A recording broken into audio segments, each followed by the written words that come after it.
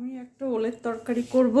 ওলটাকে আমি মশলা দিয়ে একটা মাখিয়ে রেখেছি, আদা ধনে জিরে পেঁয়াজ কুচি কুচি করে, তারপরে কাশ্মীরি লঙ্কার গুঁড়ো, নুন হলুদ মিষ্টি মৌরি সব একসঙ্গে পেস্ট করেছি, করে মশলা দিয়ে তেল সর্ষের তেল এসব দিয়ে তেজপাতা গোলমরিচ এসব দিয়ে আমি একটা আর লঙ্কা দিয়েছি খুব কম, একটা কাঁচা লঙ্কা দিয়ে মশলা দিয়ে আধা ঘন্টা মতো মাখিয়ে রেখেছিলাম। এবার তেলে একটু পাঁচফোড়ন আর শুকনো লঙ্কা ফোড়ন দিয়ে এটা খানিকটা কষে নিয়ে একটা সিটি দেবো।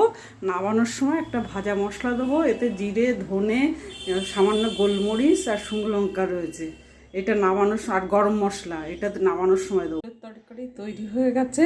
নামানোর আগে ধনেপাতা গরম মশলা দিয়ে দিয়েছি, আর একটু কষার সময় নারকোলও দিয়েছিলাম, নারকোলের ডাস্ট দোকান থেকে কেনা ছিল সেটাও দিয়ে দিয়েছিলাম।